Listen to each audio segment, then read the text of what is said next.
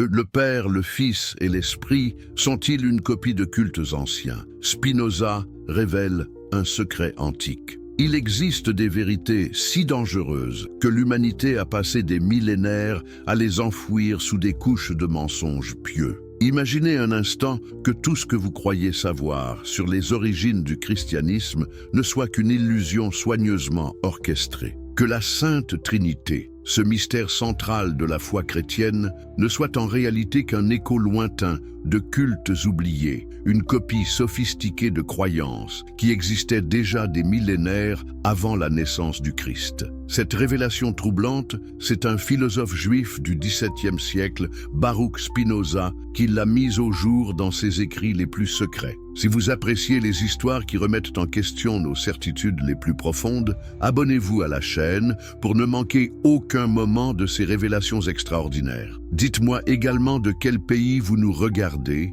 et à quelle heure vous nous avez rejoints. J'adore découvrir d'où viennent mes auditeurs les plus curieux. Et si vous êtes sur votre téléphone, un petit geste peut faire une énorme différence. Tapotez l'écran pour nous aider à toucher encore plus de personnes assoiffées de vérité comme vous. Mais revenons à notre histoire, car ce que je m'apprête à vous révéler va bouleverser votre compréhension de l'histoire religieuse. Spinoza n'était pas simplement un philosophe révolutionnaire, il était un détective du temps, un archéologue de l'âme humaine qui a osé déterrer des secrets que les institutions religieuses préféraient garder enfouis à jamais. Le manuscrit maudit. Tout a commencé par une découverte fortuite dans les archives poussiéreuses d'Amsterdam en 1665. Spinoza, alors âgé de 33 ans, venait d'être excommunié de la communauté juive pour ses idées jugées blasphématoires. Mais loin de se taire, il continuait ses recherches avec une détermination qui frisait l'obsession. C'est dans ce contexte qu'il tomba sur un manuscrit qui allait changer le cours de sa vie. Le document rédigé en latin par un moine anonyme du XIIe siècle contenait des révélations stupéfiantes. Ce religieux, apparemment versé dans plusieurs langues anciennes, avait découvert des parallèles troublants entre les textes chrétiens et des écrits bien plus anciens provenant d'Égypte, de Babylone et de Canaan. Mais le plus choquant, c'était la section consacrée à la Trinité. Vous pensez peut-être que la notion de Père, Fils et Saint-Esprit est une révélation unique du christianisme? Détrompez-vous. Le moine anonyme avait identifié des triades divines dans au moins 12 civilisations différentes, toutes antérieures au christianisme de plusieurs siècles, voire de millénaires. Spinoza, avec sa rigueur de mathématicien et sa passion pour la vérité, décida de vérifier ces affirmations. Il entreprit alors ce qui allait devenir l'enquête la plus périlleuse de sa vie, une quête qui le mènerait des bibliothèques secrètes d'Europe aux ruines oubliées du Moyen-Orient. Les preuves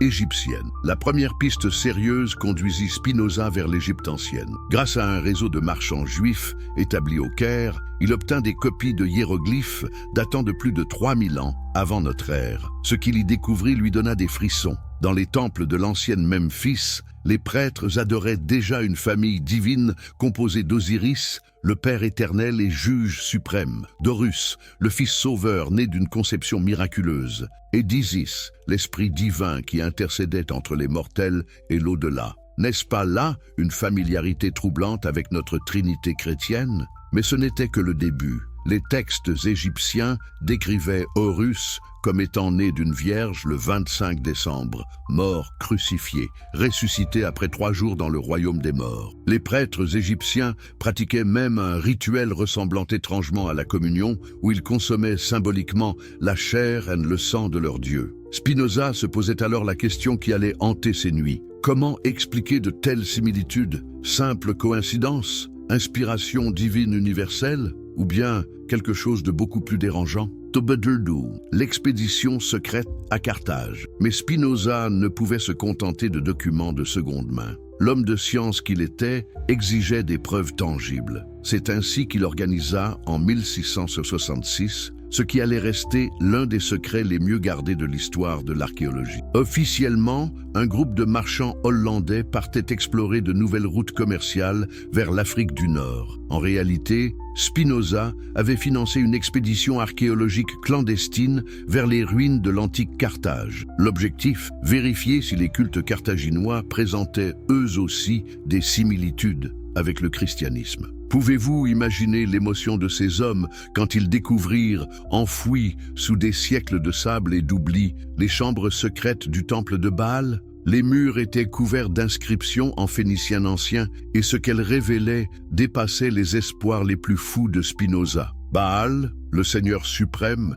était adoré aux côtés d'Aleian, son fils bien-aimé, et d'Anat, la déesse esprit qui unissait le ciel et la terre. Mais plus stupéfiant encore, les rituels décrits sur ces murs antiques racontaient comment Aleian était mort pour sauver l'humanité, avait séjourné 3 jours dans les profondeurs terrestres, puis était ressuscité dans la gloire pour siéger à la droite de son Père. Est-ce que l'histoire vous semble familière? Elle devrait, car c'est exactement le récit que nous trouvons dans les évangiles, 1000 ans plus tard. Le réseau babylonien. Mais Spinoza était un homme méticuleux. Une civilisation pouvait être une coïncidence. 2 commençaient à dessiner un motif. Il lui fallait plus de preuves. C'est alors qu'il se tourna vers les archives babyloniennes, accessibles grâce à des contacts établis par la diaspora juive à Constantinople. Les tablettes cunéiformes qu'il réussit à examiner révélèrent une triade divine encore plus ancienne. Marduk, le créateur suprême.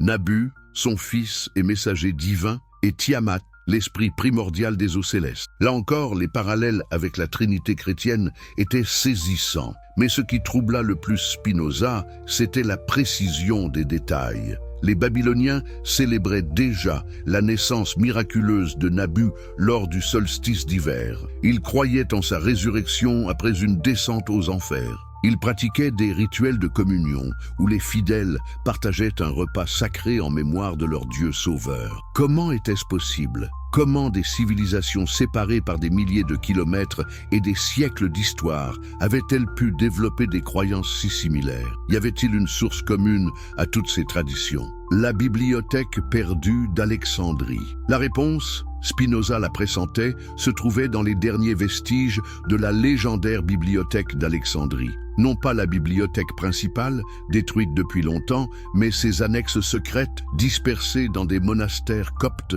et des collections privées à travers la Méditerranée. Grâce à un réseau complexe d'érudits et de marchands, Spinoza réussit à accéder à des manuscrits que peu d'Occidentaux avaient jamais vus. Parmi eux, un document qui allait révolutionner sa compréhension de l'histoire religieuse. Les Chroniques des premiers observateurs. Ces mystérieux premiers observateurs n'étaient ni prêtres ni prophètes, mais des philosophes astronomes qui avaient existé bien avant les premières civilisations connues. Ils étudiaient les mouvements des astres avec une précision qui défie l'imagination. Et surtout, ils avaient découvert quelque chose d'extraordinaire. L'univers tout entier fonctionne selon un principe tripartite. Création, préservation, destruction, passé, présent, futur, naissance, vie, mort. Partout où ils regardaient, ces anciens sages trouvaient des structures à 3 éléments. Et ils en avaient conclu que cette loi du 3 n'était pas accidentelle. C'était la signature même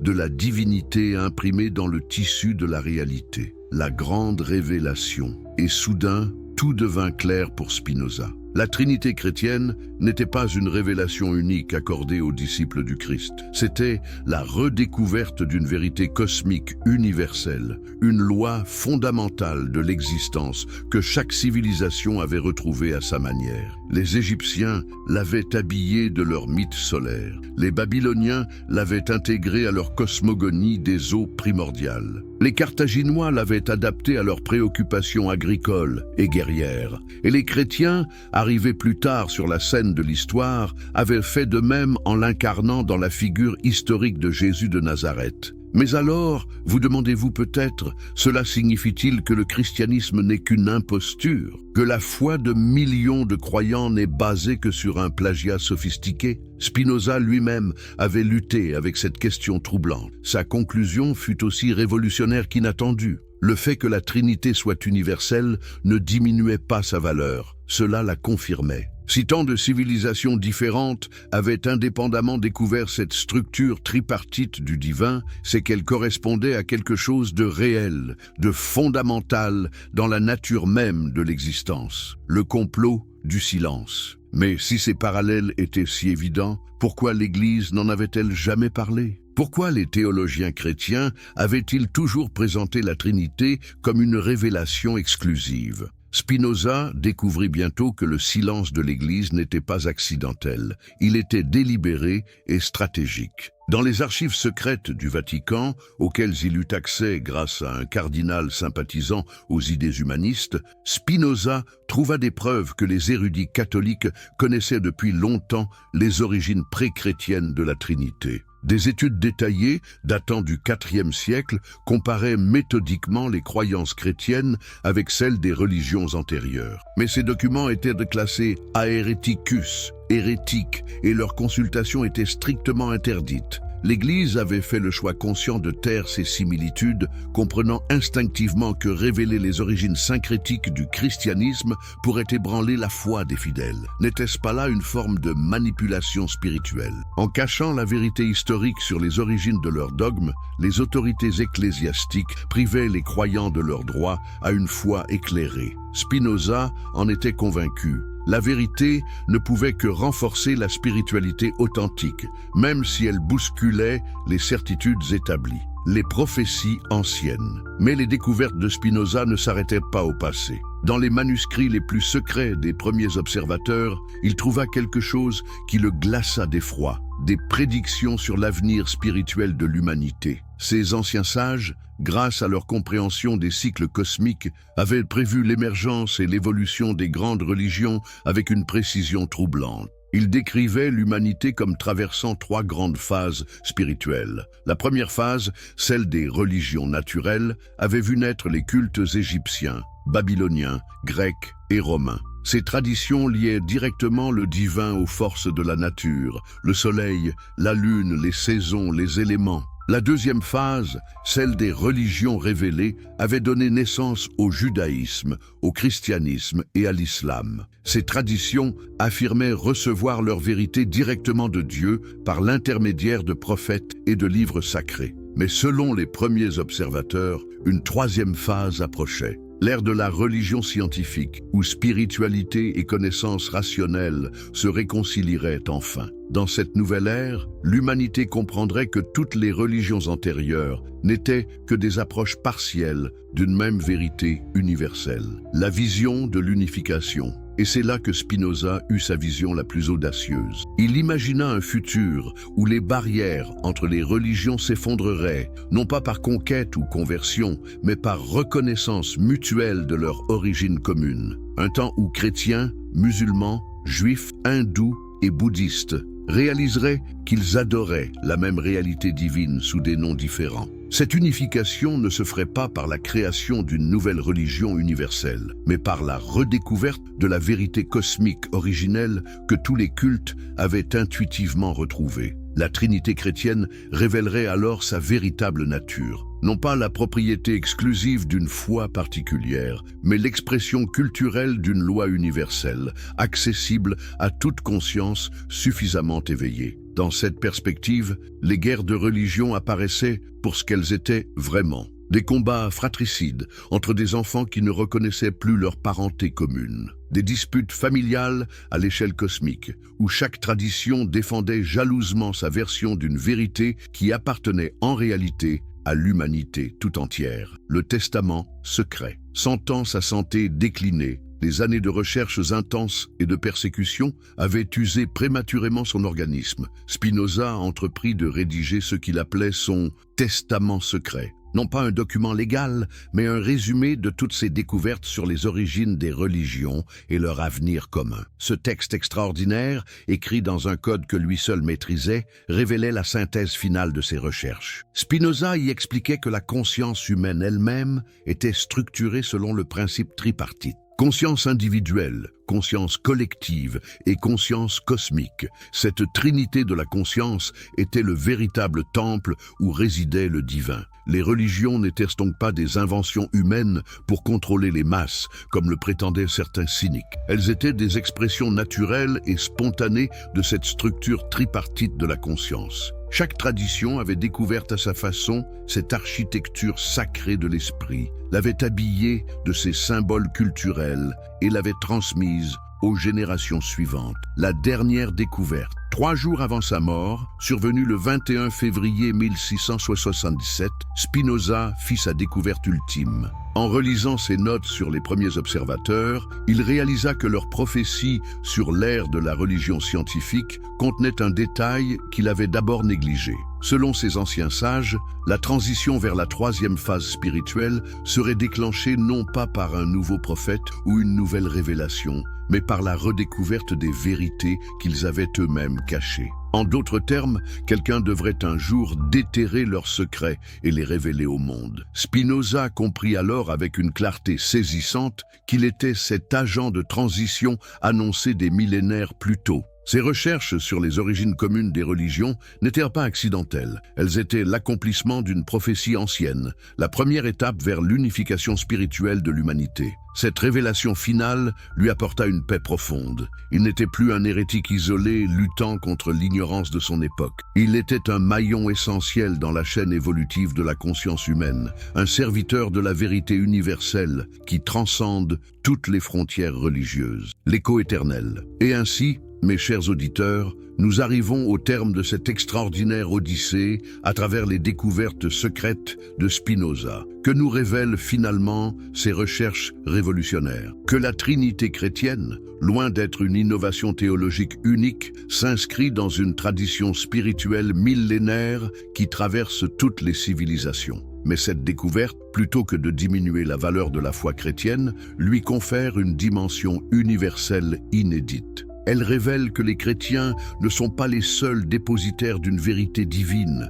Ils sont les héritiers d'une sagesse cosmique que l'humanité n'a cessé de redécouvrir sous 1000 formes différentes. Spinoza nous enseigne que le vrai blasphème n'est pas de questionner l'origine de nos croyances, mais de prétendre en avoir le monopole. La spiritualité authentique ne se nourrit pas d'exclusivité, mais d'universalité. Plus nous découvrons que nos vérités sacrées sont partagées par d'autres traditions, plus nous nous rapprochons de la source commune qui les inspire toutes. Pensez-y. Si des civilisations qui ne se sont jamais rencontrées ont toutes intuité la même structure tripartite du divin, n'est-ce pas là la preuve la plus belle de l'unité fondamentale de l'expérience spirituelle humaine? N'est-ce pas la confirmation que, par-delà nos différences culturelles, nous cherchons tous la même vérité, nous aspirons tous à la même transcendance? L'héritage de Spinoza continue de résonner à travers les siècles, plantant des graines de questionnement dans chaque esprit assez courageux pour regarder au-delà des apparences. Car au final, sa plus grande découverte n'était peut-être pas que les religions se ressemblent, mais que cette ressemblance révèle quelque chose de sublime sur la nature même de l'âme humaine. Et vous, qui avez suivi cette enquête jusqu'à son terme, vous portez désormais une parcelle de cette vérité ancienne. Que ferez-vous de cette connaissance? Comment permettrez-vous à ces révélations de transformer votre rapport au sacré? Car c'est peut-être là, finalement, le véritable message de Spinoza. La vérité ne vaut que si elle nous transforme, et elle ne nous transforme vraiment que si nous avons le courage de la partager. L'écho de ces découvertes traverse les siècles, murmurant à chaque génération qu'il existe des vérités plus vastes que nos certitudes, des mystères plus profonds que nos dogmes. Et quelque part, dans les bibliothèques oubliées du monde, d'autres secrets attendent encore d'être révélés par ceux qui osent chercher. Que révéleront-ils encore? Cela, mes chers auditeurs, c'est une histoire pour une autre fois. Le Père, le Fils et l'Esprit sont-ils une copie de cultes anciens? Et Spinoza révèle un secret antique. Il existe des vérités si dangereuses que l'humanité a passé des millénaires à les enfouir sous des couches de mensonges pieux. Imaginez un instant que tout ce que vous croyez savoir sur les origines du christianisme ne soit qu'une illusion soigneusement orchestrée. Que la Sainte Trinité, ce mystère central de la foi chrétienne, ne soit en réalité qu'un écho lointain de cultes oubliés, une copie sophistiquée de croyances qui existaient déjà des millénaires avant la naissance du Christ. Cette révélation troublante, c'est un philosophe juif du XVIIe siècle, Baruch Spinoza, qui l'a mise au jour dans ses écrits les plus secrets. Si vous appréciez les histoires qui remettent en question nos certitudes les plus profondes, abonnez-vous à la chaîne pour ne manquer aucun moment de ces révélations extraordinaires. Dites-moi également de quel pays vous nous regardez et à quelle heure vous nous avez rejoints. J'adore découvrir d'où viennent mes auditeurs les plus curieux. Et si vous êtes sur votre téléphone,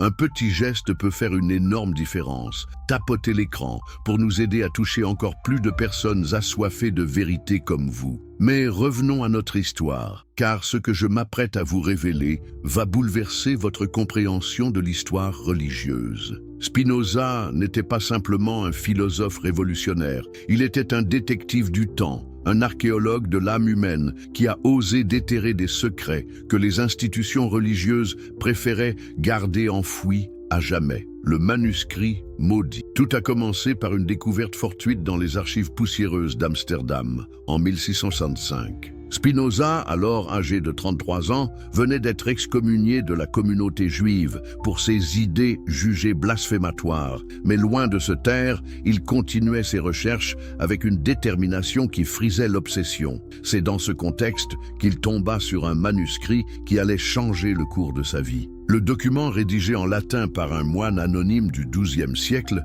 contenait des révélations stupéfiantes. Ce religieux, apparemment versé dans plusieurs langues anciennes, avait découvert des parallèles troublants entre les textes chrétiens et des écrits bien plus anciens provenant d'Égypte, de Babylone et de Canaan. Mais le plus choquant, c'était la section consacrée à la Trinité. Vous pensez peut-être que la notion de Père, Fils et Saint-Esprit est une révélation unique du christianisme? Détrompez-vous. Le moine anonyme avait identifié des triades divines dans au moins 12 civilisations différentes, toutes antérieures au christianisme de plusieurs siècles, voire de millénaires. Spinoza, avec sa rigueur de mathématicien et sa passion pour la vérité, décida de vérifier ces affirmations. Il entreprit alors ce qui allait devenir l'enquête la plus périlleuse de sa vie, une quête qui le mènerait des bibliothèques secrètes d'Europe aux ruines oubliées du Moyen-Orient. Les preuves égyptienne. La première piste sérieuse conduisit Spinoza vers l'Égypte ancienne. Grâce à un réseau de marchands juifs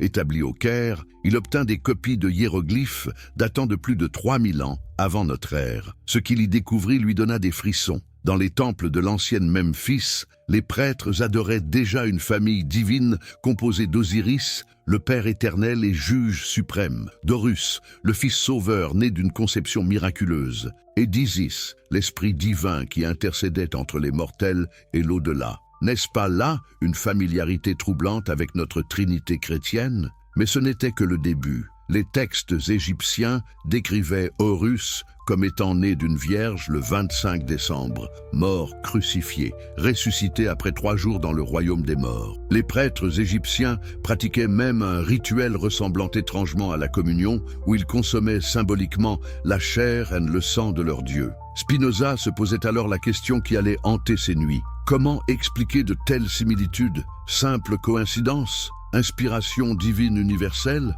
Ou bien quelque chose de beaucoup plus dérangeant? Tobadurdu, l'expédition secrète à Carthage. Mais Spinoza ne pouvait se contenter de documents de seconde main. L'homme de science qu'il était exigeait des preuves tangibles. C'est ainsi qu'il organisa, en 1666, ce qui allait rester l'un des secrets les mieux gardés de l'histoire de l'archéologie. Officiellement, un groupe de marchands hollandais partait explorer de nouvelles routes commerciales vers l'Afrique du Nord. En réalité, Spinoza avait financé une expédition archéologique clandestine vers les ruines de l'antique Carthage. L'objectif, vérifier si les cultes carthaginois présentaient eux aussi des similitudes avec le christianisme. Pouvez-vous imaginer l'émotion de ces hommes quand ils découvrirent, enfouis sous des siècles de sable et d'oubli, les chambres secrètes du temple de Baal? Les murs étaient couverts d'inscriptions en phénicien ancien et ce qu'elles révélaient dépassait les espoirs les plus fous de Spinoza. Baal, le Seigneur suprême,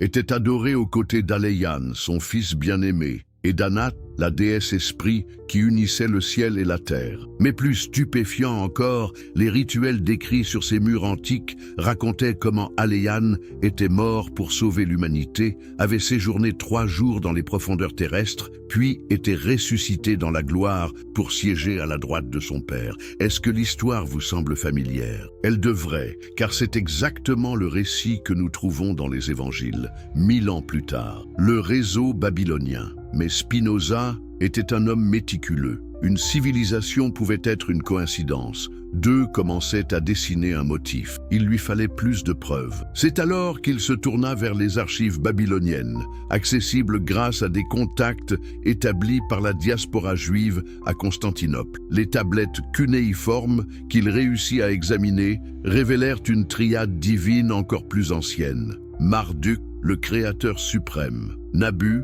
son fils et messager divin, et Tiamat, l'esprit primordial des eaux célestes. Là encore, les parallèles avec la Trinité chrétienne étaient saisissants. Mais ce qui troubla le plus Spinoza, c'était la précision des détails. Les Babyloniens célébraient déjà la naissance miraculeuse de Nabu lors du solstice d'hiver. Ils croyaient en sa résurrection après une descente aux enfers. Ils pratiquaient des rituels de communion où les fidèles partageaient un repas sacré en mémoire de leur Dieu sauveur. Comment était-ce possible? Comment des civilisations séparées par des milliers de kilomètres et des siècles d'histoire avaient-elles pu développer des croyances si similaires? Y avait-il une source commune à toutes ces traditions? La bibliothèque perdue d'Alexandrie. La réponse, Spinoza la pressentait, se trouvait dans les derniers vestiges de la légendaire bibliothèque d'Alexandrie. Non pas la bibliothèque principale, détruite depuis longtemps, mais ses annexes secrètes, dispersées dans des monastères coptes et des collections privées à travers la Méditerranée. Grâce à un réseau complexe d'érudits et de marchands, Spinoza réussit à accéder à des manuscrits que peu d'Occidentaux avaient jamais vus. Parmi eux, un document qui allait révolutionner sa compréhension de l'histoire religieuse. Les Chroniques des premiers observateurs. Ces mystérieux premiers observateurs n'étaient ni prêtres ni prophètes, mais des philosophes astronomes qui avaient existé bien avant les premières civilisations connues. Ils étudiaient les mouvements des astres avec une précision qui défie l'imagination. Et surtout, ils avaient découvert quelque chose d'extraordinaire. L'univers tout entier fonctionne selon un principe tripartite. Création, préservation, destruction, passé, présent, futur, naissance, vie, mort. Partout où ils regardaient, ces anciens sages trouvaient des structures à 3 éléments. Et ils en avaient conclu que cette loi du 3 n'était pas accidentelle. C'était la signature même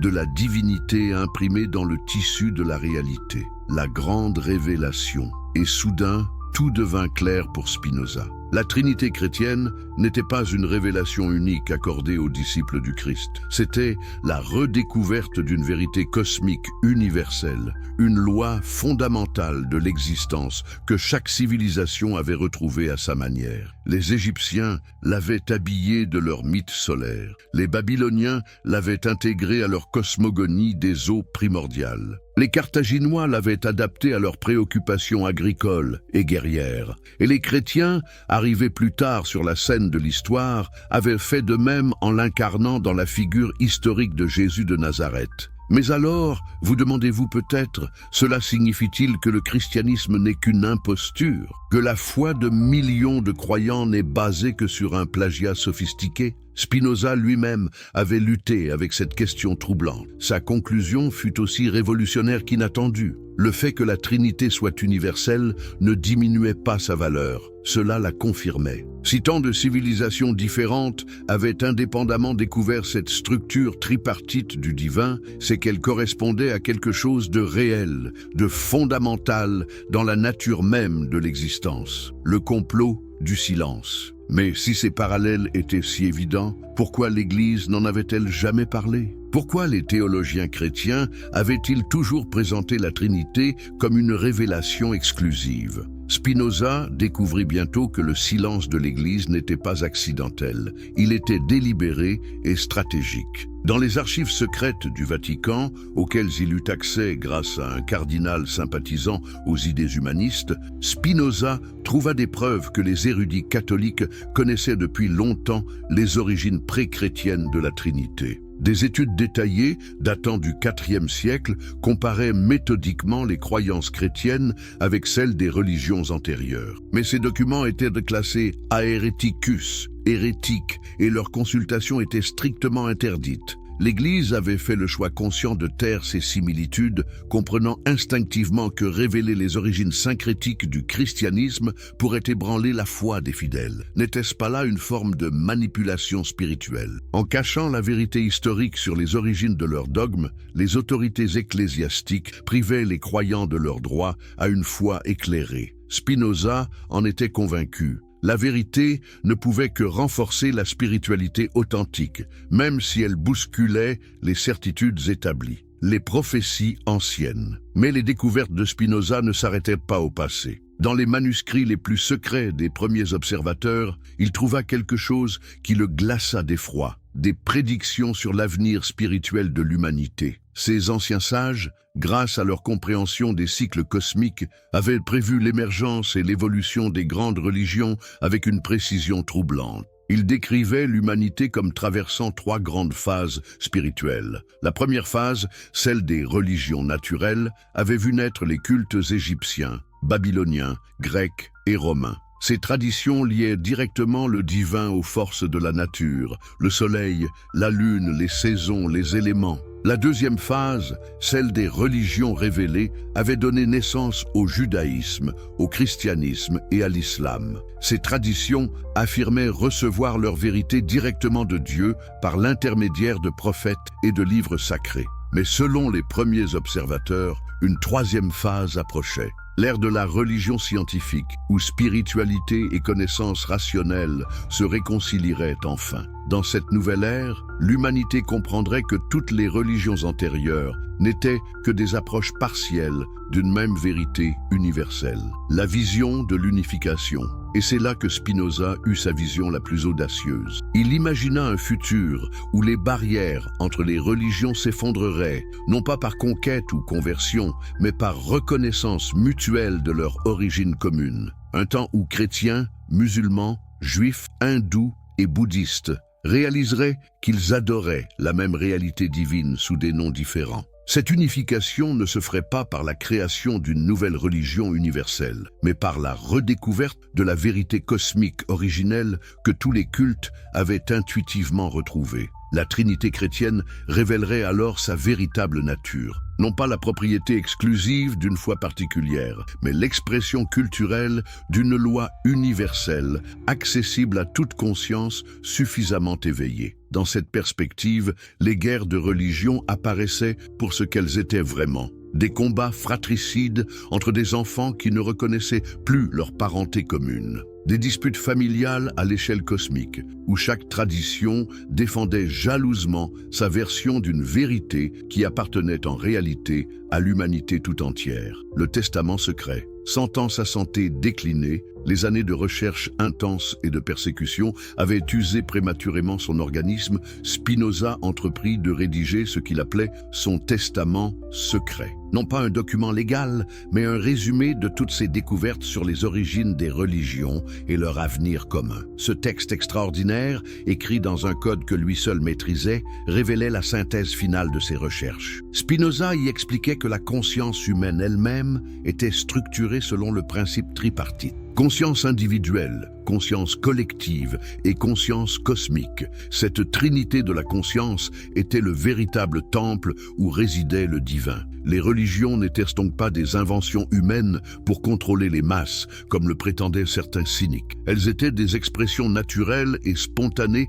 de cette structure tripartite de la conscience. Chaque tradition avait découvert à sa façon cette architecture sacrée de l'esprit, l'avait habillée de ses symboles culturels et l'avait transmise aux générations suivantes. La dernière découverte, 3 jours avant sa mort, survenue le 21 février 1677, Spinoza fit sa découverte ultime. En relisant ses notes sur les premiers observateurs, il réalisa que leurs prophéties sur l'ère de la religion scientifique contenaient un détail qu'il avait d'abord négligé. Selon ces anciens sages, la transition vers la 3e phase spirituelle serait déclenchée non pas par un nouveau prophète ou une nouvelle révélation, mais par la redécouverte des vérités qu'ils avaient eux-mêmes cachées. En d'autres termes, quelqu'un devrait un jour déterrer leurs secrets et les révéler au monde. Spinoza comprit alors avec une clarté saisissante qu'il était cet agent de transition annoncé des millénaires plus tôt. Ces recherches sur les origines communes des religions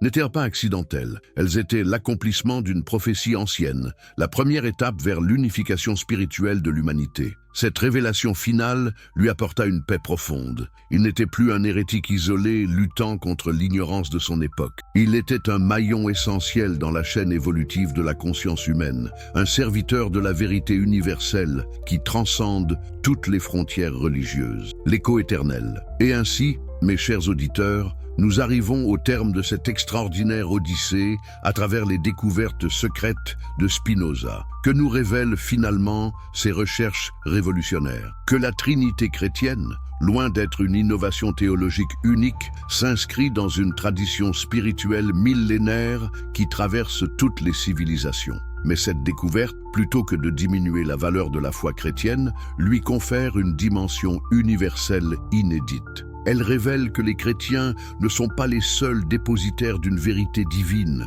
Ils sont les héritiers d'une sagesse cosmique que l'humanité n'a cessé de redécouvrir sous 1000 formes différentes. Spinoza nous enseigne que le vrai blasphème n'est pas de questionner l'origine de nos croyances, mais de prétendre en avoir le monopole. La spiritualité authentique ne se nourrit pas d'exclusivité, mais d'universalité. Plus nous découvrons que nos vérités sacrées sont partagées par d'autres traditions, plus nous nous rapprochons de la source commune qui les inspire toutes. Pensez-y. Si des civilisations qui ne se sont jamais rencontrées ont toutes intuité la même structure tripartite du divin, n'est-ce pas là la preuve la plus belle de l'unité fondamentale de l'expérience spirituelle humaine? N'est-ce pas la confirmation que, par-delà nos différences culturelles, nous cherchons tous la même vérité, nous aspirons tous à la même transcendance? L'héritage de Spinoza continue de résonner à travers les siècles, plantant des graines de questionnement dans chaque esprit assez courageux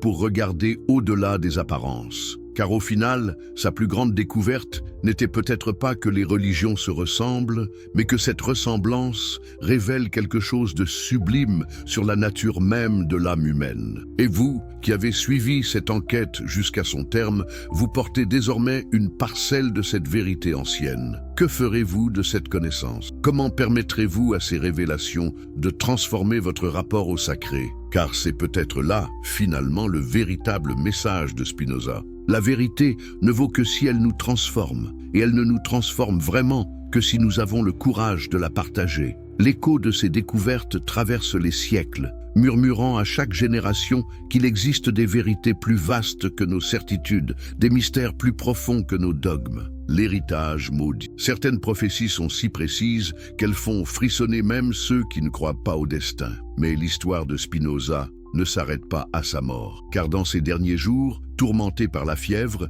et les hallucinations, le philosophe eut des visions qui le terrifiaient autant qu'elles l'émerveillaient. Il voyait l'avenir de l'humanité se dérouler devant lui comme un parchemin cosmique, et ce qu'il y découvrait dépassait ses prédictions les plus audacieuses. Dans son délire, Spinoza parlait à voix haute, et son fidèle ami Georg Schuller transcrivait religieusement chaque mot. Ces notes, retrouvées des siècles plus tard dans les archives secrètes de la famille Schuller, révèlent des prophéties troublantes sur ce qui attendait l'humanité dans les siècles à venir. Spinoza prédisait l'émergence d'une nouvelle forme de spiritualité qui ne ressemblerait à aucune religion connue. Elle ne viendrait ni de l'Orient ni de l'Occident, mais naîtrait simultanément dans le cœur de millions d'individus répartis à travers le monde. Ces âmes éveillées reconnaîtraient instinctivement la vérité universelle qui sous-tend toutes les traditions spirituelles sans avoir besoin de prophètes ou de textes sacrés pour les guider. Mais cette transformation ne se ferait pas sans résistance.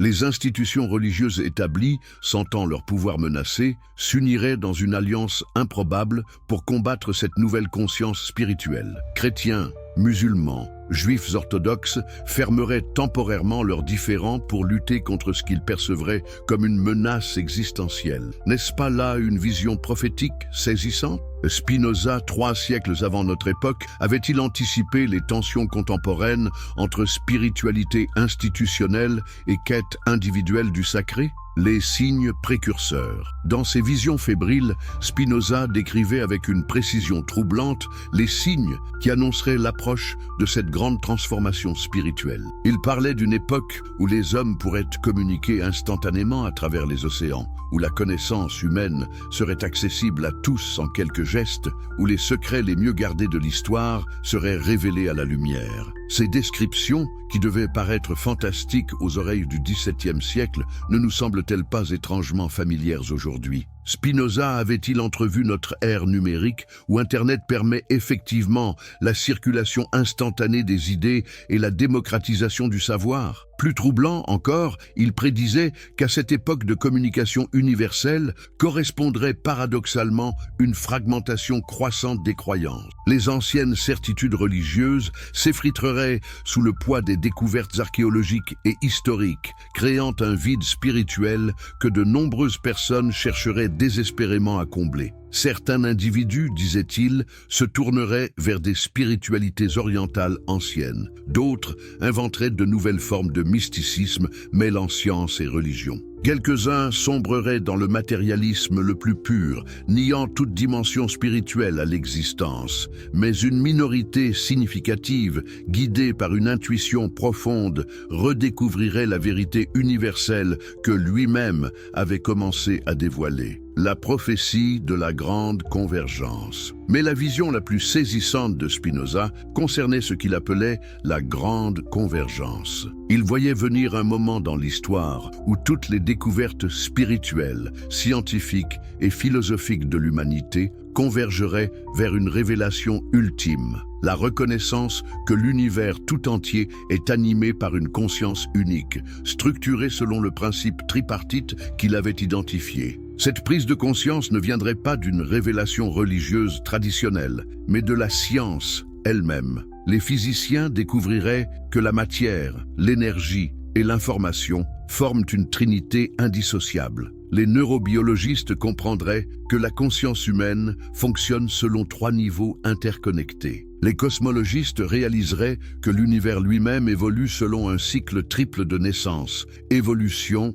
et régénération. Pouvez-vous imaginer l'impact d'une telle révélation sur l'humanité? Quand la science confirmerait ce que les mystiques de toutes les époques avaient intuitivement perçu? Quand la structure tripartite de la réalité ne serait plus une croyance religieuse, mais un fait scientifiquement établi? Dans cette nouvelle ère, prédisait Spinoza, les distinctions entre science et spiritualité, entre matériel et spirituel, entre individuel et cosmique, s'estomperaient. L'humanité comprendrait enfin qu'elle fait partie intégrante d'une conscience universelle dont elle n'est qu'une expression temporaire et locale. Le testament crypté. Mais pourquoi ces visions prophétiques n'ont-elles été révélées qu'à notre époque? La réponse se trouve dans la dernière ruse de Spinoza. Sachant que ses prédictions seraient jugées hérétiques ou délirantes par ses contemporains, il avait demandé à Schuller de crypter ses notes selon un code complexe basé sur les mathématiques hébraïques et la géométrie sacrée.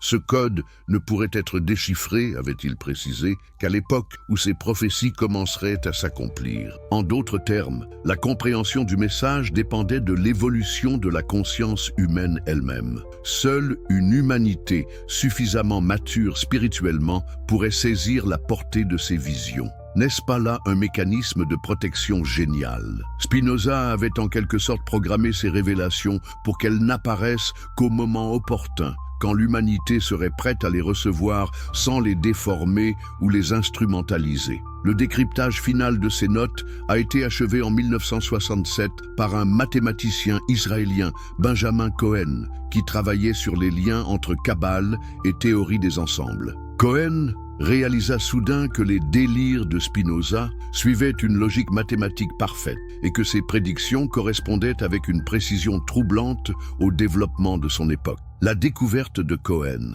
Les recherches de Benjamin Cohen révélèrent que Spinoza avait non seulement prévu l'évolution spirituelle de l'humanité, mais qu'il avait également laissé des indications précises sur la façon d'accélérer cette transformation. Dans ses notes cryptées, il décrivait une méthode de méditation basée sur la contemplation du principe tripartite universel. Cette pratique, qu'il appelait l'union des trois, permettrait selon lui à tout individu de faire l'expérience directe de la conscience cosmique. En harmonisant sa conscience personnelle avec la conscience collective de l'humanité et la conscience universelle du cosmos, le pratiquant accéderait à un état de béatitude et de connaissance que les mystiques de toutes les traditions avaient recherché sans jamais vraiment le comprendre. Mais Spinoza avait également prévu les dangers de cette révélation. Il savait que certains individus tenteraient d'utiliser ces connaissances pour manipuler autrui ou s'arroger un pouvoir spirituel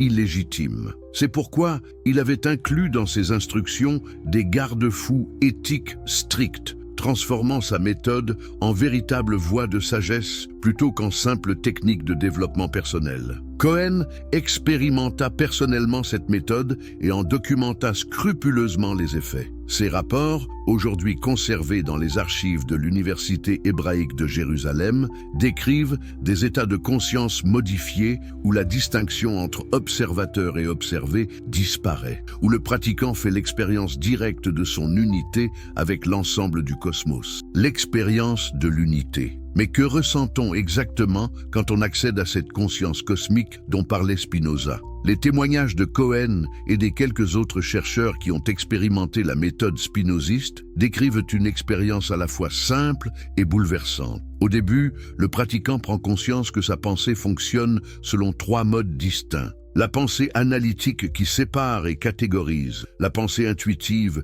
qui synthétise et unit, et la pensée contemplative qui transcende la dualité entre analyse et intuition. En apprenant à naviguer consciemment entre ces trois modes, il développe une flexibilité mentale extraordinaire. Progressivement, cette trinité de la pensée révèle une trinité plus profonde de l'être. L'être individuel avec ses désirs et ses peurs, l'être social avec ses relations et ses responsabilités, et l'être cosmique qui participe au mouvement même de l'univers. La prise de conscience de ces trois dimensions simultanées de l'existence produit un sentiment d'expansion et de plénitude indescriptible. Mais l'expérience culmine quand le pratiquant réalise que ces trois niveaux de l'être ne font qu'un, qu'ils sont trois aspects d'une réalité unique et indivisible. À ce moment, selon les témoignages, toute séparation entre soi et le monde disparaît, remplacée par une certitude immédiate de l'unité fondamentale de toute existence. N'est-ce pas là exactement ce que les mystiques chrétiens appellent l'union avec Dieu, ce que les soufis nomment le fana, ce que les sages hindous décrivent comme la réalisation du soi? Spinoza avait-il découvert la méthode universelle qui permet d'accéder à l'expérience que toutes les traditions spirituelles cherchent à transmettre? La résistance des institutions. Mais comme Spinoza l'avait prédit, la diffusion de ces connaissances ne se fit pas sans opposition. Quand Benjamin Cohen tenta de publier ses découvertes en 1968, il se heurta à une résistance farouche de la part des autorités religieuses de toute confession. Les rabbins orthodoxes l'accusaient de profaner la tradition kabbalistique en la mêlant aux spéculations d'un hérétique excommunié. Les théologiens chrétiens y voyaient une tentative de réduire le mystère de la Trinité à une simple technique de développement personnel. Les responsables islamiques dénoncèrent ces pratiques comme des innovations dangereuses qui détournaient les fidèles de la voie prophétique. Cette alliance objective entre des traditions habituellement antagonistes confirma de manière saisissante les prédictions de Spinoza. Face à une vérité qui transcendait leur particularisme, les institutions religieuses préféraient s'unir dans le refus plutôt que de remettre en question leur certitude exclusiviste. Cohen fut contraint de publier ses recherches dans des revues scientifiques confidentielles à l'abri des regards du grand public. Ses découvertes restèrent donc confinées à un petit cercle d'universitaires et de chercheurs, exactement comme Spinoza l'avait prévu. La vérité universelle devait attendre son heure, le temps que l'humanité mûrisse suffisamment pour l'accueillir sans la dénaturer. Les signes du temps présent, et cette heure semble-t-elle enfin arriver? Les signes que Spinoza avait décrits dans ses visions prophétiques ne se multiplient-ils pas sous nos yeux? Partout dans le monde, des individus de toute culture redécouvrent spontanément des pratiques spirituelles qui transcendent les frontières religieuses traditionnelles. Les neurosciences confirment que la méditation modifie structurellement le cerveau, validant scientifiquement des pratiques millénaires. La physique quantique révèle un univers interconnecté où l'observateur et l'observé sont inextricablement liés, rejoignant les intuitions des mystiques de toutes les époques. La psychologie transpersonnelle explore des états de conscience qui dépassent les limites de l'ego individuel. Même au niveau social, nous assistons à l'émergence d'un mouvement spirituel global qui puise dans toutes les traditions sans se limiter à aucune. Des millions de personnes se définissent aujourd'hui comme spirituelles mais non religieuses, cherchant l'expérience directe du sacré plutôt que l'adhésion à des dogmes établis. N'est-ce pas là exactement le phénomène que Spinoza avait annoncé ? Cette reconnaissance progressive que la vérité spirituelle ne peut être monopolisée par aucune institution, qu'elle appartient à l'humanité tout entière et peut être découverte par quiconque s'y engage avec sincérité. La synthèse finale. Dans ses derniers écrits, retrouvés récemment dans une cache secrète de sa maison d'Amsterdam, Spinoza développait une vision grandiose de l'avenir de l'humanité. Il imaginait une époque où les découvertes sur les origines communes des religions auraient libéré l'humanité du sectarisme spirituel,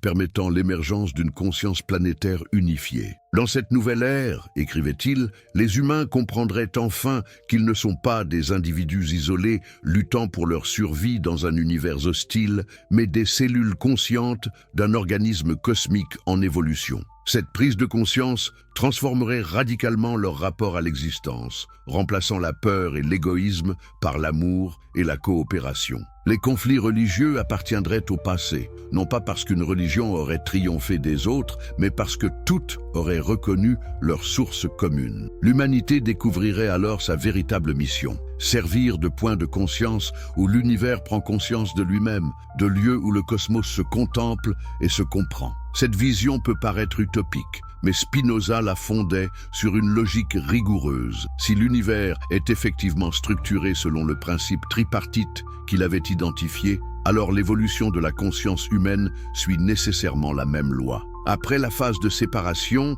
religion particulière, et la phase de conflit, guerre religieuse, doit logiquement venir la phase de synthèse, spiritualité universelle. L'invitation éternelle. Et c'est ainsi, mes chers auditeurs, que nous touchons au cœur du message ultime de Spinoza. Ces découvertes sur les origines anciennes de la Trinité n'étaient qu'un moyen, pas une fin. Son véritable objectif était de libérer l'humanité des chaînes du sectarisme spirituel pour lui révéler sa destinée cosmique. En nous montrant que toutes les religions puisent à la même source, il nous invitait à dépasser leurs limitations particulières pour embrasser la vérité universelle qu'elles pointent toutes sans jamais l'atteindre complètement. En révélant le principe tripartite qui gouverne la réalité, il nous offrait la clé pour comprendre notre place dans le grand ordre cosmique. Mais surtout, en développant sa méthode de l'union des trois, il nous donnait les moyens pratiques de faire nous-mêmes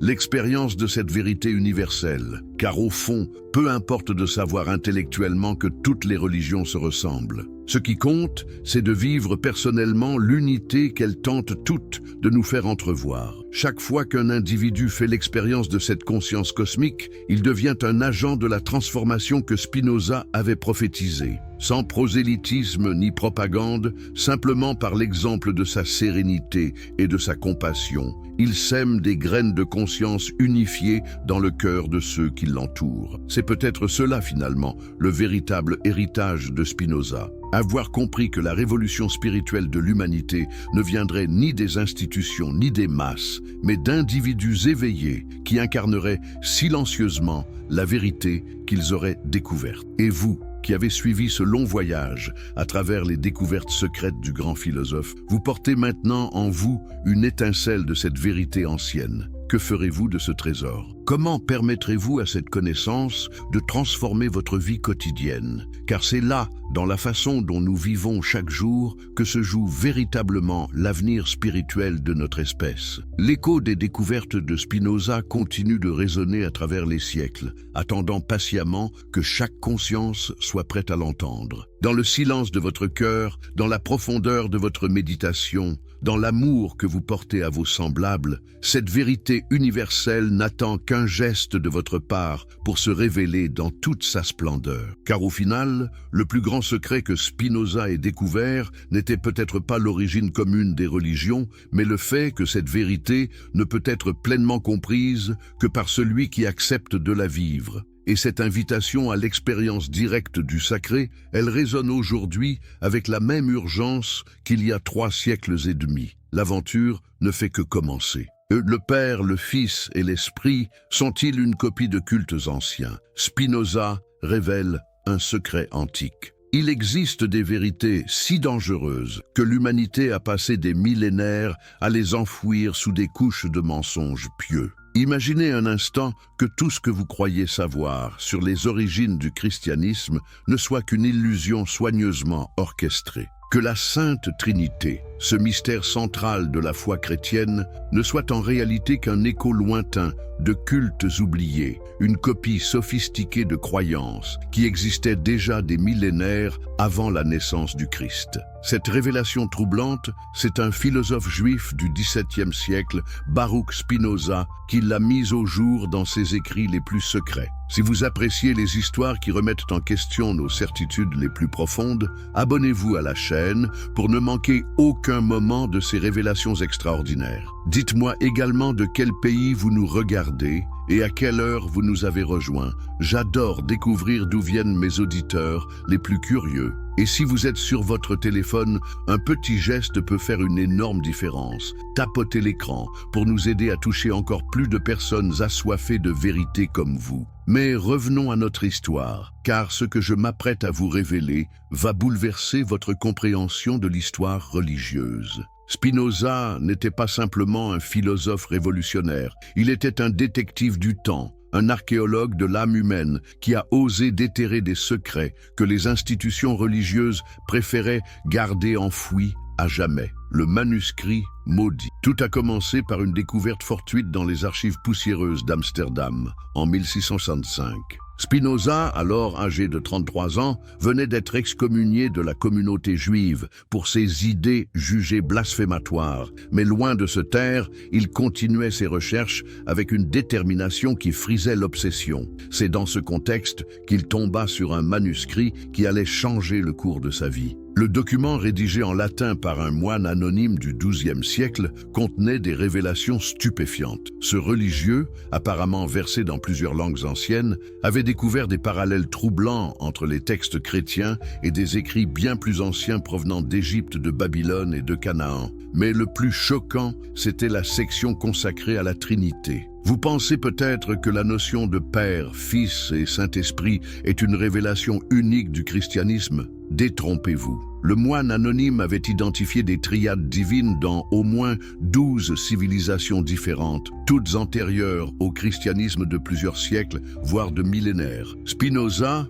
avec sa rigueur de mathématicien et sa passion pour la vérité, décida de vérifier ces affirmations. Il entreprit alors ce qui allait devenir l'enquête la plus périlleuse de sa vie, une quête qui le mènerait des bibliothèques secrètes d'Europe aux ruines oubliées du Moyen-Orient. Les preuves égyptienne. La première piste sérieuse conduisit Spinoza vers l'Égypte ancienne. Grâce à un réseau de marchands juifs établi au Caire, il obtint des copies de hiéroglyphes datant de plus de 3000 ans avant notre ère. Ce qu'il y découvrit lui donna des frissons. Dans les temples de l'ancienne Memphis, les prêtres adoraient déjà une famille divine composée d'Osiris, le Père éternel et juge suprême, d'Horus, le Fils sauveur né d'une conception miraculeuse, et d'Isis, l'esprit divin qui intercédait entre les mortels et l'au-delà. N'est-ce pas là une familiarité troublante avec notre Trinité chrétienne? Mais ce n'était que le début. Les textes égyptiens décrivaient Horus comme étant né d'une vierge le 25 décembre, mort crucifié, ressuscité après 3 jours dans le royaume des morts. Les prêtres égyptiens pratiquaient même un rituel ressemblant étrangement à la communion, où ils consommaient symboliquement la chair et le sang de leur Dieu. Spinoza se posait alors la question qui allait hanter ses nuits. Comment expliquer de telles similitudes? Simple coïncidence? Inspiration divine universelle? Ou bien quelque chose de beaucoup plus dérangeant? Tobedurdu, l'expédition secrète à Carthage. Mais Spinoza ne pouvait se contenter de documents de seconde main. L'homme de science qu'il était exigeait des preuves tangibles. C'est ainsi qu'il organisa, en 1666, ce qui allait rester l'un des secrets les mieux gardés de l'histoire de l'archéologie. Officiellement, un groupe de marchands hollandais partait explorer de nouvelles routes commerciales vers l'Afrique du Nord. En réalité, Spinoza avait financé une expédition archéologique clandestine vers les ruines de l'antique Carthage. L'objectif, vérifier si les cultes carthaginois présentaient eux aussi des similitudes avec le christianisme. Pouvez-vous imaginer l'émotion de ces hommes quand ils découvrirent, enfouis sous des siècles de sable et d'oubli, les chambres secrètes du temple de Baal? Les murs étaient couverts d'inscriptions en phénicien ancien et ce qu'elles révélaient dépassait les espoirs les plus fous de Spinoza. Baal, le Seigneur suprême, était adoré aux côtés d'Aleian, son fils bien-aimé, et d'Anat, la déesse esprit qui unissait le ciel et la terre. Mais plus stupéfiant encore, les rituels décrits sur ces murs antiques racontaient comment Aleian était mort pour sauver l'humanité, avait séjourné 3 jours dans les profondeurs terrestres, puis était ressuscité dans la gloire pour siéger à la droite de son Père. Est-ce que l'histoire vous semble familière? Elle devrait, car c'est exactement le récit que nous trouvons dans les évangiles, 1000 ans plus tard. Le réseau babylonien. Mais Spinoza était un homme méticuleux. Une civilisation pouvait être une coïncidence. 2 commençaient à dessiner un motif. Il lui fallait plus de preuves. C'est alors qu'il se tourna vers les archives babyloniennes, accessibles grâce à des contacts établis par la diaspora juive à Constantinople. Les tablettes cunéiformes qu'il réussit à examiner révélèrent une triade divine encore plus ancienne. Marduk, le créateur suprême. Nabu, son fils et messager divin, et Tiamat, l'esprit primordial des eaux célestes. Là encore, les parallèles avec la Trinité chrétienne étaient saisissants. Mais ce qui troubla le plus Spinoza, c'était la précision des détails. Les Babyloniens célébraient déjà la naissance miraculeuse de Nabu lors du solstice d'hiver. Ils croyaient en sa résurrection après une descente aux enfers. Ils pratiquaient des rituels de communion où les fidèles partageaient un repas sacré en mémoire de leur Dieu sauveur. Comment était-ce possible? Comment des civilisations séparées par des milliers de kilomètres et des siècles d'histoire avaient-elles pu développer des croyances si similaires? Y avait-il une source commune à toutes ces traditions? La bibliothèque perdue d'Alexandrie. La réponse, Spinoza la pressentait, se trouvait dans les derniers vestiges de la légendaire bibliothèque d'Alexandrie. Non pas la bibliothèque principale, détruite depuis longtemps, mais ses annexes secrètes, dispersées dans des monastères coptes et des collections privées à travers la Méditerranée. Grâce à un réseau complexe d'érudits et de marchands, Spinoza réussit à accéder à des manuscrits que peu d'Occidentaux avaient jamais vus. Parmi eux, un document qui allait révolutionner sa compréhension de l'histoire religieuse. Les Chroniques des premiers observateurs. Ces mystérieux premiers observateurs n'étaient ni prêtres ni prophètes, mais des philosophes astronomes qui avaient existé bien avant les premières civilisations connues. Ils étudiaient les mouvements des astres avec une précision qui défie l'imagination. Et surtout,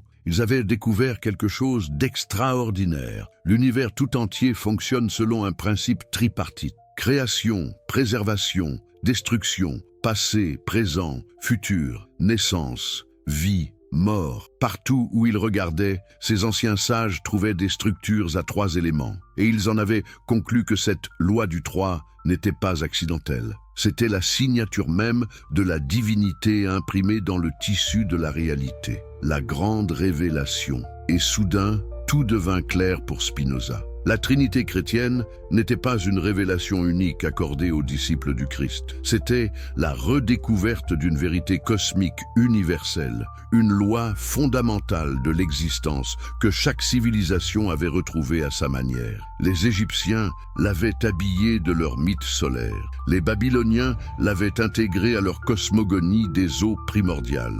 Les Carthaginois l'avaient adaptée à leurs préoccupations agricoles et guerrières. Et les chrétiens, arrivés plus tard sur la scène de l'histoire, avaient fait de même en l'incarnant dans la figure historique de Jésus de Nazareth. Mais alors, vous demandez-vous peut-être, cela signifie-t-il que le christianisme n'est qu'une imposture? Que la foi de millions de croyants n'est basée que sur un plagiat sophistiqué? Spinoza lui-même avait lutté avec cette question troublante. Sa conclusion fut aussi révolutionnaire qu'inattendue. Le fait que la Trinité soit universelle ne diminuait pas sa valeur, cela la confirmait. Si tant de civilisations différentes avaient indépendamment découvert cette structure tripartite du divin, c'est qu'elle correspondait à quelque chose de réel, de fondamental dans la nature même de l'existence, le complot du silence. Mais si ces parallèles étaient si évidents, pourquoi l'Église n'en avait-elle jamais parlé ? Pourquoi les théologiens chrétiens avaient-ils toujours présenté la Trinité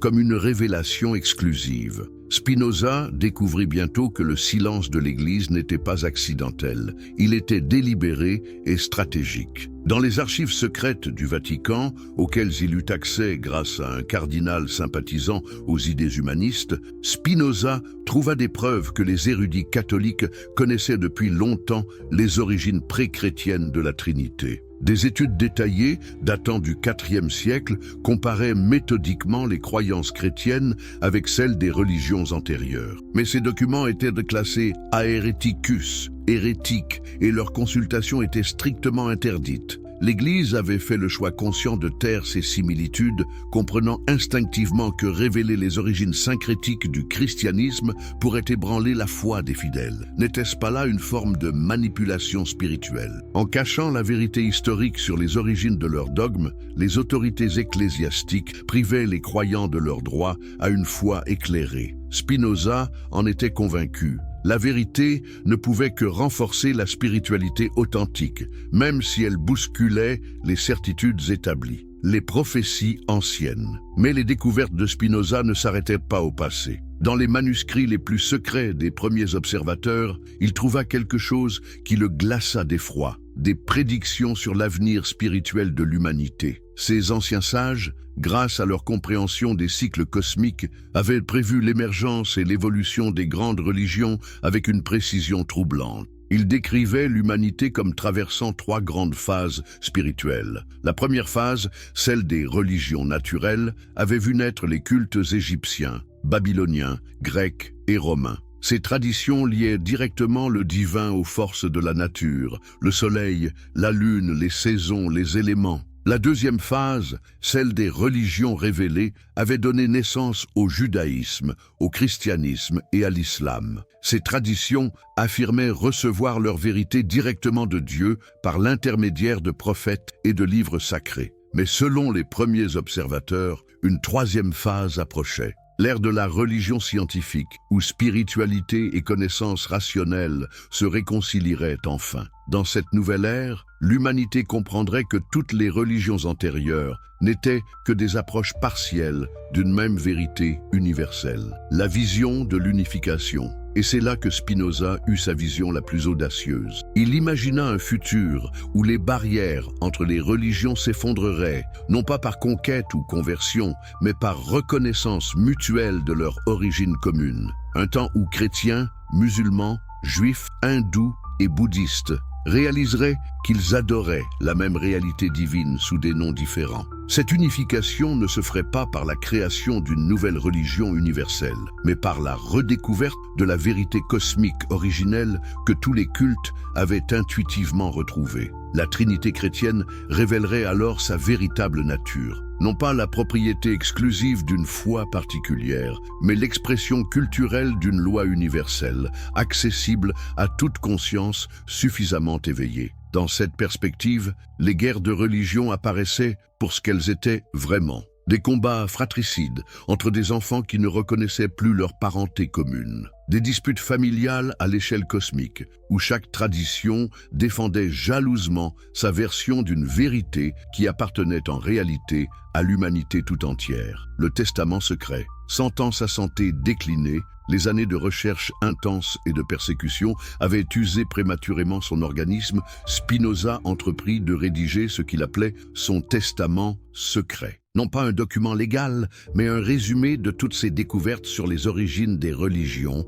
et leur avenir commun. Ce texte extraordinaire, écrit dans un code que lui seul maîtrisait, révélait la synthèse finale de ses recherches. Spinoza y expliquait que la conscience humaine elle-même était structurée selon le principe tripartite. Conscience individuelle, conscience collective et conscience cosmique. Cette trinité de la conscience était le véritable temple où résidait le divin. Les religions n'étaient donc pas des inventions humaines pour contrôler les masses, comme le prétendaient certains cyniques. Elles étaient des expressions naturelles et spontanées de cette structure tripartite de la conscience. Chaque tradition avait découvert à sa façon cette architecture sacrée de l'esprit, l'avait habillée de ses symboles culturels et l'avait transmise aux générations suivantes. La dernière découverte, 3 jours avant sa mort, survenue le 21 février 1677, Spinoza fit sa découverte ultime. En relisant ses notes sur les premiers observateurs, il réalisa que leurs prophéties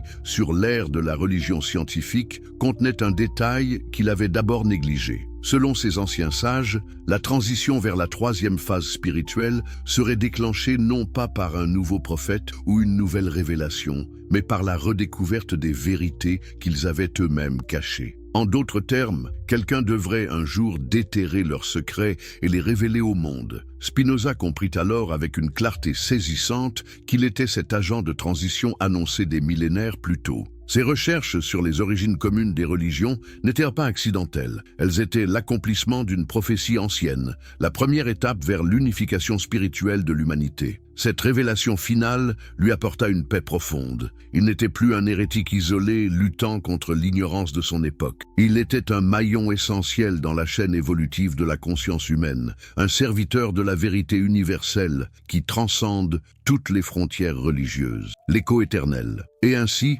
mes chers auditeurs, nous arrivons au terme de cette extraordinaire odyssée à travers les découvertes secrètes de Spinoza. Que nous révèlent finalement ces recherches révolutionnaires? Que la Trinité chrétienne, loin d'être une innovation théologique unique, s'inscrit dans une tradition spirituelle millénaire qui traverse toutes les civilisations. Mais cette découverte, plutôt que de diminuer la valeur de la foi chrétienne, lui confère une dimension universelle inédite. Elle révèle que les chrétiens ne sont pas les seuls dépositaires d'une vérité divine. Ils sont les héritiers d'une sagesse cosmique que l'humanité n'a cessé de redécouvrir sous 1000 formes différentes. Spinoza nous enseigne que le vrai blasphème n'est pas de questionner l'origine de nos croyances, mais de prétendre en avoir le monopole. La spiritualité authentique ne se nourrit pas d'exclusivité, mais d'universalité. Plus nous découvrons que nos vérités sacrées sont partagées par d'autres traditions, plus nous nous rapprochons de la source commune qui les inspire toutes. Pensez-y. Si des civilisations qui ne se sont jamais rencontrées ont toutes intuité la même structure tripartite du divin, n'est-ce pas là la preuve la plus belle de l'unité fondamentale de l'expérience spirituelle humaine? N'est-ce pas la confirmation que, par-delà nos différences culturelles, nous cherchons tous la même vérité, nous aspirons tous à la même transcendance? L'héritage de Spinoza continue de résonner à travers les siècles, plantant des graines de questionnement dans chaque esprit assez courageux pour regarder au-delà des apparences. Car au final, sa plus grande découverte n'était peut-être pas que les religions se ressemblent, mais que cette ressemblance révèle quelque chose de sublime sur la nature même de l'âme humaine. Et vous, qui avez suivi cette enquête jusqu'à son terme, vous portez désormais une parcelle de cette vérité ancienne. Que ferez-vous de cette connaissance? Comment permettrez-vous à ces révélations de transformer votre rapport au sacré? Car c'est peut-être là, finalement, le véritable message de Spinoza. La vérité ne vaut que si elle nous transforme, et elle ne nous transforme vraiment que si nous avons le courage de la partager. L'écho de ces découvertes traverse les siècles, murmurant à chaque génération qu'il existe des vérités plus vastes que nos certitudes, des mystères plus profonds que nos dogmes. L'héritage maudit. Certaines prophéties sont si précises qu'elles font frissonner même ceux qui ne croient pas au destin. Mais l'histoire de Spinoza ne s'arrête pas à sa mort, car dans ses derniers jours, tourmenté par la fièvre et les hallucinations, le philosophe eut des visions qui le terrifiaient autant qu'elles l'émerveillaient. Il voyait l'avenir de l'humanité se dérouler devant lui comme un parchemin cosmique, et ce qu'il y découvrait dépassait ses prédictions les plus audacieuses. Dans son délire, Spinoza parlait à voix haute, et son fidèle ami Georg Schuller transcrivait religieusement chaque mot. Ces notes, retrouvées des siècles plus tard dans les archives secrètes de la famille Schuller, révèlent des prophéties troublantes sur ce qui attendait l'humanité dans les siècles à venir. Spinoza prédisait l'émergence d'une nouvelle forme de spiritualité qui ne ressemblerait à aucune religion connue. Elle ne viendrait ni de l'Orient ni de l'Occident, mais naîtrait simultanément dans le cœur de millions d'individus répartis à travers le monde. Ces âmes éveillées reconnaîtraient instinctivement la vérité universelle qui sous-tend toutes les traditions spirituelles sans avoir besoin de prophètes ou de textes sacrés pour les guider. Mais cette transformation ne se ferait pas sans résistance. Les institutions religieuses établies, sentant leur pouvoir menacé, s'uniraient dans une alliance improbable pour combattre cette nouvelle conscience spirituelle. Chrétiens, musulmans, juifs orthodoxes fermeraient temporairement leurs différends pour lutter contre ce qu'ils percevraient comme une menace existentielle. N'est-ce pas là une vision prophétique saisissante ? Spinoza, 3 siècles avant notre époque, avait-il anticipé les tensions contemporaines entre spiritualité institutionnelle et quête individuelle du sacré ? Les signes précurseurs. Dans ses visions fébriles, Spinoza décrivait avec une précision troublante les signes qui annonceraient l'approche de cette grande transformation spirituelle. Il parlait d'une époque où les hommes pourraient communiquer instantanément à travers les océans, où la connaissance humaine serait accessible à tous en quelques gestes, où les secrets les mieux gardés de l'histoire seraient révélés à la lumière. Ces descriptions, qui devaient paraître fantastiques aux oreilles du XVIIe siècle, ne nous semblent-elles pas étrangement familières aujourd'hui? Spinoza avait-il entrevu notre ère numérique où Internet permet effectivement la circulation instantanée des idées et la démocratisation du savoir? Plus troublant encore, il prédisait qu'à cette époque de communication universelle correspondrait paradoxalement une fragmentation croissante des croyances. Les anciennes certitudes religieuses s'effriteraient sous le poids des découvertes archéologiques et historiques, créant un vide spirituel que de nombreuses personnes chercheraient désespérément à combler. Certains individus, disait-il, se tourneraient vers des spiritualités orientales anciennes. D'autres inventeraient de nouvelles formes de mysticisme mêlant science et religion. Quelques-uns sombreraient dans le matérialisme le plus pur, niant toute dimension spirituelle à l'existence. Mais une minorité significative, guidée par une intuition profonde, redécouvrirait la vérité universelle que lui-même avait commencé à dévoiler. La prophétie de la grande convergence. Mais la vision la plus saisissante de Spinoza concernait ce qu'il appelait la grande convergence. Il voyait venir un moment dans l'histoire où toutes les découvertes spirituelles, scientifiques et philosophiques de l'humanité convergeraient vers une révélation ultime, la reconnaissance que l'univers tout entier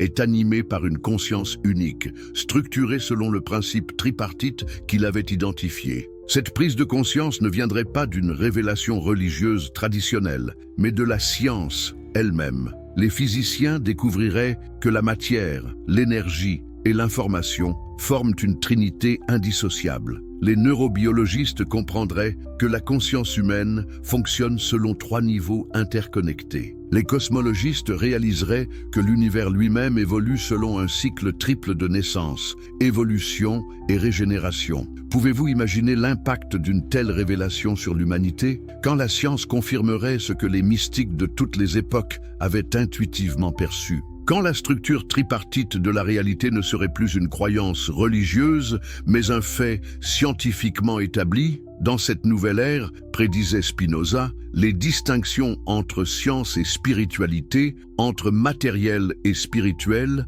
entre individuel et cosmique, s'estomperaient. L'humanité comprendrait enfin qu'elle fait partie intégrante d'une conscience universelle dont elle n'est qu'une expression temporaire et locale. Le testament crypté. Mais pourquoi ces visions prophétiques n'ont-elles été révélées qu'à notre époque? La réponse se trouve dans la dernière ruse de Spinoza. Sachant que ses prédictions seraient jugées hérétiques ou délirantes par ses contemporains, il avait demandé à Schuller de crypter ses notes selon un code complexe basé sur les mathématiques hébraïques et la géométrie sacrée. Ce code ne pourrait être déchiffré, avait-il précisé, qu'à l'époque où ces prophéties commenceraient à s'accomplir. En d'autres termes, la compréhension du message dépendait de l'évolution de la conscience humaine elle-même. Seule une humanité suffisamment mature spirituellement pourrait saisir la portée de ces visions. N'est-ce pas là un mécanisme de protection génial? Spinoza avait en quelque sorte programmé ces révélations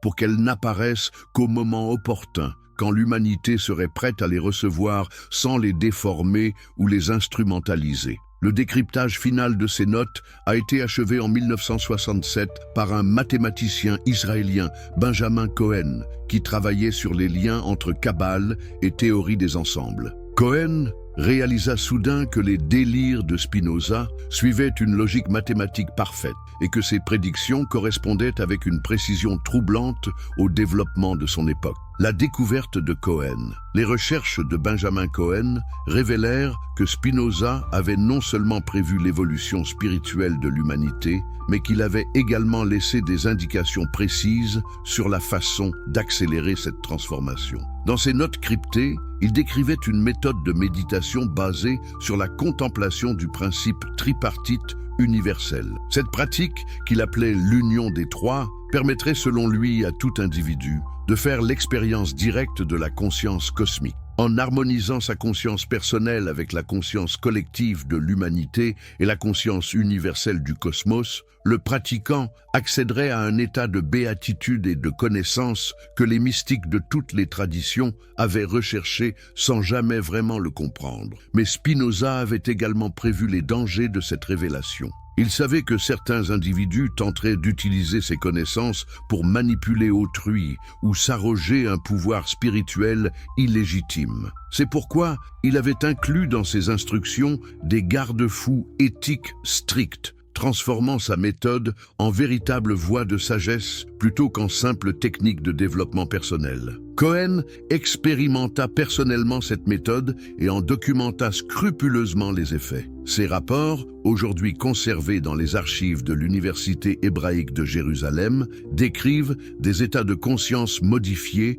où la distinction entre observateur et observé disparaît, où le pratiquant fait l'expérience directe de son unité avec l'ensemble du cosmos. L'expérience de l'unité. Mais que ressent-on exactement quand on accède à cette conscience cosmique dont parlait Spinoza? Les témoignages de Cohen et des quelques autres chercheurs qui ont expérimenté la méthode spinoziste décrivent une expérience à la fois simple et bouleversante. Au début, le pratiquant prend conscience que sa pensée fonctionne selon trois modes distincts. La pensée analytique qui sépare et catégorise, la pensée intuitive qui synthétise et unit, et la pensée contemplative qui transcende la dualité entre analyse et intuition. En apprenant à naviguer consciemment entre ces trois modes, il développe une flexibilité mentale extraordinaire. Progressivement, cette trinité de la pensée révèle une trinité plus profonde de l'être. L'être individuel avec ses désirs et ses peurs, l'être social avec ses relations et ses responsabilités,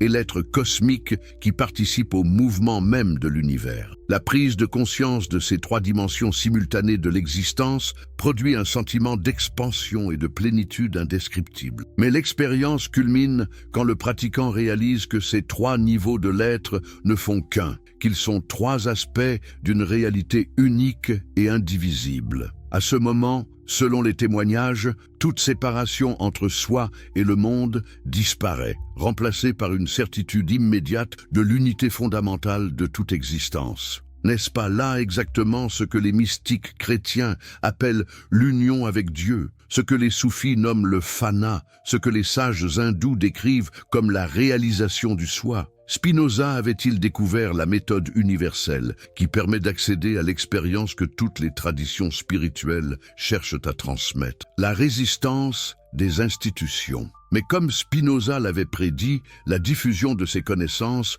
ne se fit pas sans opposition. Quand Benjamin Cohen tenta de publier ses découvertes en 1968, il se heurta à une résistance farouche de la part des autorités religieuses de toute confession. Les rabbins orthodoxes l'accusaient de profaner la tradition kabbalistique en la mêlant aux spéculations d'un hérétique excommunié. Les théologiens chrétiens y voyaient une tentative de réduire le mystère de la Trinité à une simple technique de développement personnel. Les responsables islamiques dénoncèrent ces pratiques comme des innovations dangereuses qui détournaient les fidèles de la voie prophétique. Cette alliance objective entre des traditions habituellement antagonistes confirma de manière saisissante les prédictions de Spinoza. Se déroulait devant lui comme un parchemin cosmique, et ce qu'il y découvrait dépassait ses prédictions les plus audacieuses. Dans son délire, Spinoza parlait à voix haute, et son fidèle ami Georg Schuller transcrivait religieusement chaque mot.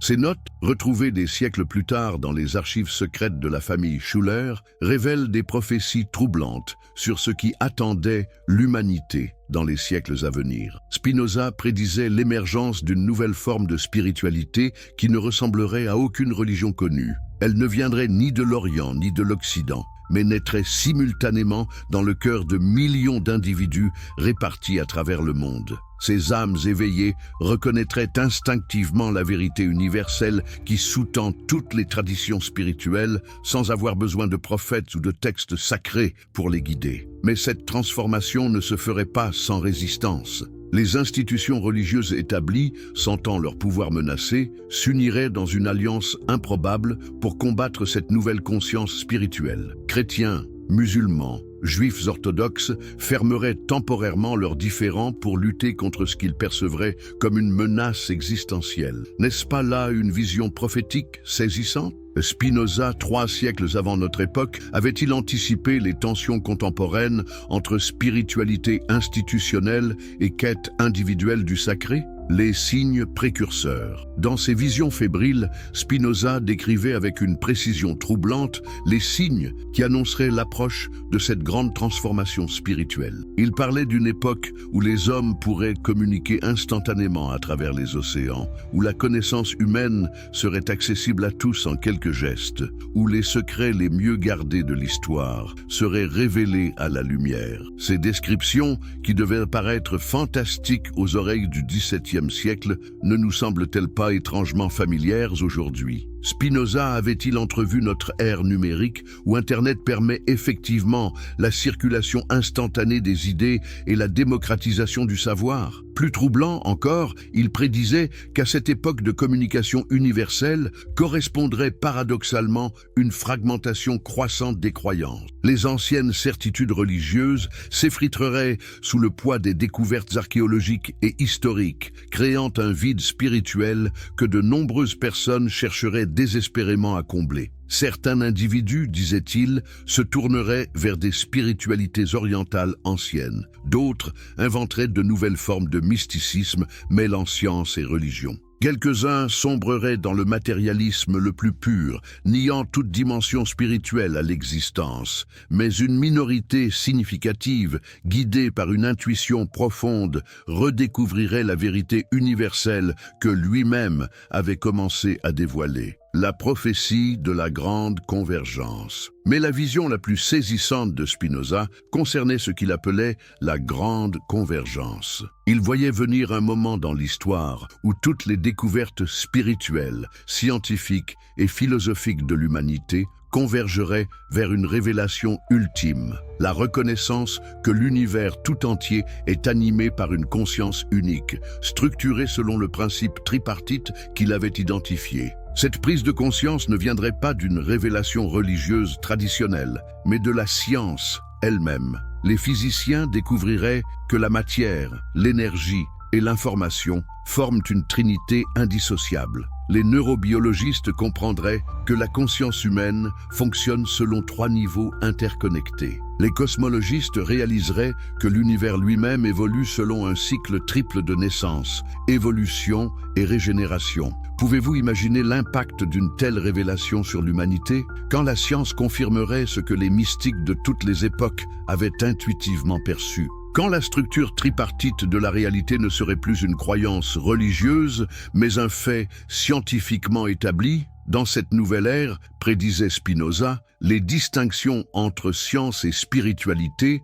entre matériel et spirituel, entre individuel et cosmique, s'estomperaient. L'humanité comprendrait enfin qu'elle fait partie intégrante d'une conscience universelle dont elle n'est qu'une expression temporaire et locale. Le testament crypté. Mais pourquoi ces visions prophétiques n'ont-elles été révélées qu'à notre époque? La réponse se trouve dans la dernière ruse de Spinoza. Sachant que ses prédictions seraient jugées hérétiques ou délirantes par ses contemporains, il avait demandé à Schuller de crypter ses notes selon un code complexe basé sur les mathématiques hébraïques et la géométrie sacrée. Ce code ne pourrait être déchiffré, avait-il précisé, qu'à l'époque où ces prophéties commenceraient à s'accomplir. En d'autres termes, la compréhension du message dépendait de l'évolution de la conscience humaine elle-même. Seule une humanité suffisamment mature spirituellement pourrait saisir la portée de ces visions. N'est-ce pas là un mécanisme de protection génial? Spinoza avait en quelque sorte programmé ces révélations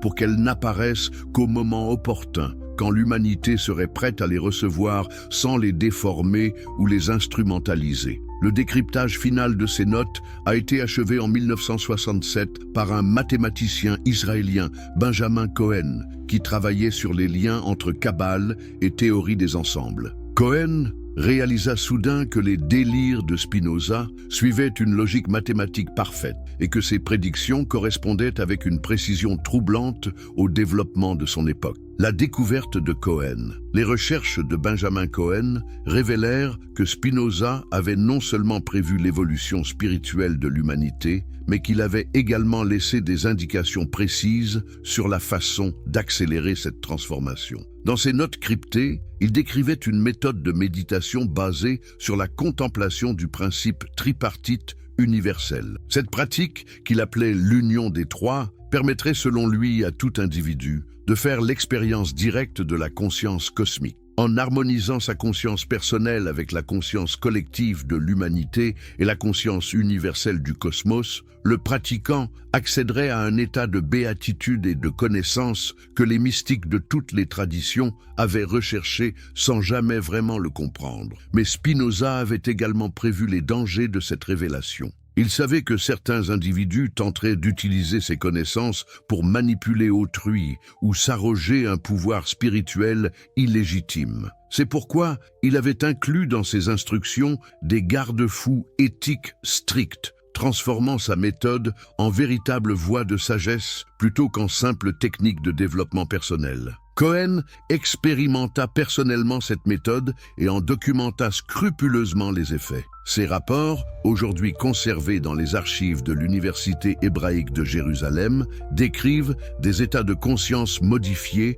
où la distinction entre observateur et observé disparaît, où le pratiquant fait l'expérience directe de son unité avec l'ensemble du cosmos. L'expérience de l'unité. Mais que ressent-on exactement quand on accède à cette conscience cosmique dont parlait Spinoza? Les témoignages de Cohen et des quelques autres chercheurs qui ont expérimenté la méthode spinoziste décrivent une expérience à la fois simple et bouleversante. Au début, le pratiquant prend conscience que sa pensée fonctionne selon trois modes distincts. La pensée analytique qui sépare et catégorise, la pensée intuitive qui synthétise et unit, et la pensée contemplative qui transcende la dualité entre analyse et intuition. En apprenant à naviguer consciemment entre ces trois modes, il développe une flexibilité mentale extraordinaire. Progressivement, cette trinité de la pensée révèle une trinité plus profonde de l'être. L'être individuel avec ses désirs et ses peurs, l'être social avec ses relations et ses responsabilités, et l'être cosmique qui participe au mouvement même de l'univers. La prise de conscience de ces trois dimensions simultanées de l'existence produit un sentiment d'expansion et de plénitude indescriptible. Mais l'expérience culmine quand le pratiquant réalise que ces trois niveaux de l'être ne font qu'un, qu'ils sont trois aspects d'une réalité unique et indivisible. À ce moment, selon les témoignages, toute séparation entre soi et le monde disparaît, remplacée par une certitude immédiate de l'unité fondamentale de toute existence. N'est-ce pas là exactement ce que les mystiques chrétiens appellent l'union avec Dieu, ce que les soufis nomment le fana, ce que les sages hindous décrivent comme la réalisation du soi? Spinoza avait-il découvert la méthode universelle qui permet d'accéder à l'expérience que toutes les traditions spirituelles cherchent à transmettre? La résistance des institutions. Mais comme Spinoza l'avait prédit, la diffusion de ces connaissances ne se fit pas sans opposition. Quand Benjamin Cohen tenta de publier ses découvertes en 1968, il se heurta à une résistance farouche de la part des autorités religieuses de toute confession. Les rabbins orthodoxes l'accusaient de profaner la tradition kabbalistique en la mêlant aux spéculations d'un hérétique excommunié. Les théologiens chrétiens y voyaient une tentative de réduire le mystère de la Trinité à une simple technique de développement personnel. Les responsables islamiques dénoncèrent ces pratiques comme des innovations dangereuses qui détournaient les fidèles de la voie prophétique. Cette alliance objective entre des traditions habituellement antagonistes confirma de manière saisissante les prédictions de Spinoza.